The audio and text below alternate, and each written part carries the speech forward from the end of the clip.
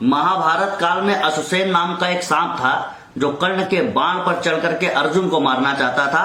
स्वाभिमानी कर्ण ने उसे यह मौका नहीं दिया, तो आज हमारी आस्तीन के सांप बनकर के वही अश्वसेन आज निकल आए हैं और ये सांप आज कोरोना के बाढ़ पर चढ़कर हिंदुस्तान को मारने के लिए आतुर हो चुके हैं। अरे चमगादड़, बिच्छुओं और काकरोचों के त्रिकोणीय मुकाबले से पैदा हुए लफंडर, लावारिस, बदबूदार, गंदे कीड़ों, दुनिया भर मर रही है और तुम जमात लगा करके बैठे हुए हो। तुम्हारे लिए तो डॉक्टरों की टीम जब तुम्हें देखने के लिए गई तो तुमने उन पर भी हमला कर दिया। तुमसे यही उम्मीद है, क्योंकि जब तुम पोलियो की दवा को नसबंदी की दवा समझ सकते हो तो कोरोना की दवा को तुम एनपीआर और एनसीआर के कागज देखने के लिए आए लोग भी समझ सकते हो। तुम्हें निकालने के लिए अजीत डोभाल को आगे आना पड़ा, राष्ट्रीय सुरक्षा सलाहकार को आगे आना पड़ा। तुमने हमको भी पंचर वाला समझ रखा है काबे, तुमने हमको भी खाली समझ रखा है जो अपनी बुद्धि के पंचर टायर ला करके हमारे सामने फैला देते हो। हरामखोरो, पहले तुम्हें निकाले और उसके बाद एक एक करके चेकअप करे और तुम दुष्टता में, धूर्तता में ट्रेनों में बैठ करके भाग जाओ इस हिंदुस्तान को बीमारी बांटने के लिए।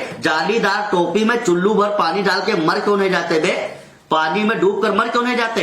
तुम्हें निकाले और तुम्हें आइसोलेशन में हम रखें, हम खर्च करें, हमारे डॉक्टर्स की टीम, हमारे पुलिस की टीम तुम्हारी सेवा में लगे और तुम बस में बैठ करके थूको, जाहिलो, अस्पताल में जाकर के थूको, इंदौर में डॉक्टरों की टीम पर थूको। अबे वो दवा लेके आए थे, अरबी ऊंटो, बम नहीं लेके आए थे तुम्हारे जैसे। और ये सभी बर्दाश्त के बाहर तो था ही, और उससे भी ज्यादा तुमने हद तो तब पार कर दी जब तुम्हारी सेवा में लगी हुई नर्सों को तुमने बदतमीजी की, उनसे उन्हें अश्लील गाने सुनाए, उनसे अजीब अजीब डिमांड की और अपने तुम पैंट खोल करके उनके सामने खड़े हो गए।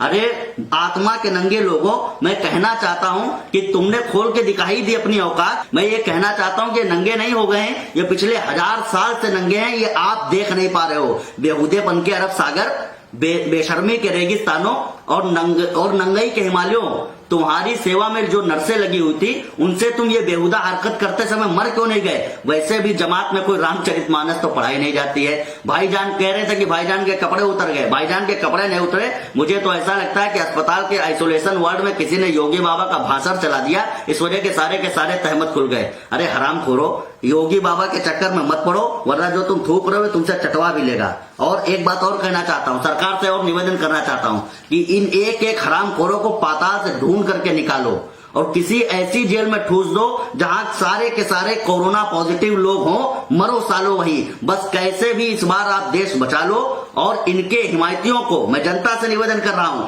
इनके हिमायतियों को जो भी इनका समर्थन करे उन्हें जूतों से मारो और एक नहीं 100 मारो तब एक गिनो, और तब तक मारो जब तक इनके सर के जिहादी बाल झड़ नहीं जाते हैं। शाहीन बाग में बैठे थे, अब यहां पर आकर के मर गए।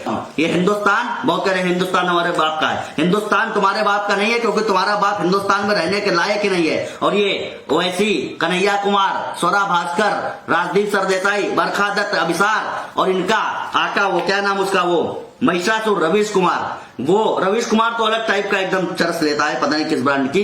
वो कह रहा है कि रामायण क्यों दिखाई जा रही, किस जनता की मांग पर दिखाई जा रही है? अरे मूर्ख, ये उसी जनता की मांग पर दिखाई जा रही है जिस जनता को दिखाने के लिए तुम छठ मैया का डिलिया लेकर के बिहार में सड़कों पे घूम रहे हो और यहाँ भोजपुरिया में सबको मूर्ख बनाने के लिए बैठे हुए हो। मैं रवीश और इन सबसे पूछना चाहता हूँ, ये सारे के सारे अब कहाँ मर गए हैं? ये सारे छद्मनिरपेक्ष, सेकुलर, शर्मनिरपेक्ष पत्रकार कहां पर जाकर के छुपे हुए हैं कि इन जमातियों को उठा करके बरखा दत्त, सागरिका घोष, स्वरा भास्कर, निधि राजधान, रवीश कुमार, कन्हैया कुमार के घर पर आइसोलेट करो, ताकि साला इन जमातियों को भी इनका शबाब मिलता रहे, जो ये चाहते हैं वो मिलता रहे, और तथाकथित गंगा जमुनी तहजीब की रक्षा भी होती रहे। अंत में मोदी जी से एक बात कह रहा हूं कि असली वाले मोदी जी बनिए, जो आपका वास्तविक रूप है उसमें आ जाइए। मोदी जी आपत्ति काल में, हाथ जोड़ करके कहता हूं, मोदी जी आपत्ति काल में मर्यादा का कोई जगह ही नहीं होती है। आपत्तिकाल मर्यादा नास्ते, आपत्तिकाल में मर्यादा का कोई स्थान ही नहीं है। प्रतिज्ञा के बाद भी भगवान श्री कृष्ण को रथ का पहिया भीष्म के सामने उठाना पड़ा, 100 गाली देने के बाद में शिशुपाल को मारना पड़ा और रास्ता न देने पर भगवान श्री राम को भी धनुष उठाना पड़ा। विनय न मानस जलद जड़, गए 3 दिन बीत, बोले राम सकोप तब, भय बिन हो न प्रीत। और जब अभिमन्यु का वध हो जाता है तो उसके बाद किसी भी प्रकार का मर्यादा का प्रश्न ही नहीं उठता है। युधिष्ठिर भी धर्मराज थे, लेकिन उन पर आखिरी में जब संकट पड़ा तब नरों व कुंजरों का कलंक लगा।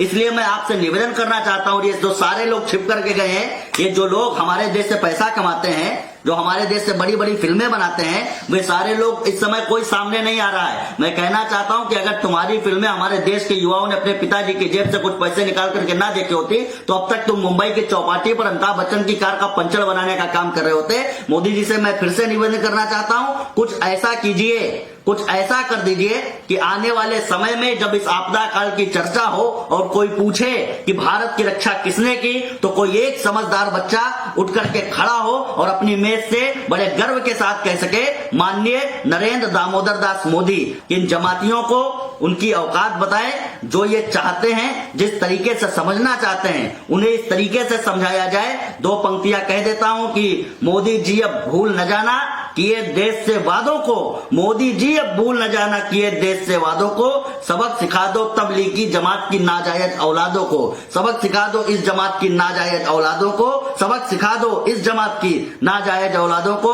बहुत बहुत आभार। आप सबसे निवेदन करता हूं, इस वीडियो को जो तबलीगी जमात के ऊपर एक तमाचा है, इसको लगातार शेयर करें, जिम्मेदार लोगों तक पहुंचाएं। आप सबका बहुत बहुत आभार, आपने इस वीडियो को सुना। नमस्कार, भारत माता की जय, वंदे मातरम, जय श्री राम, बहुत बहुत आभार।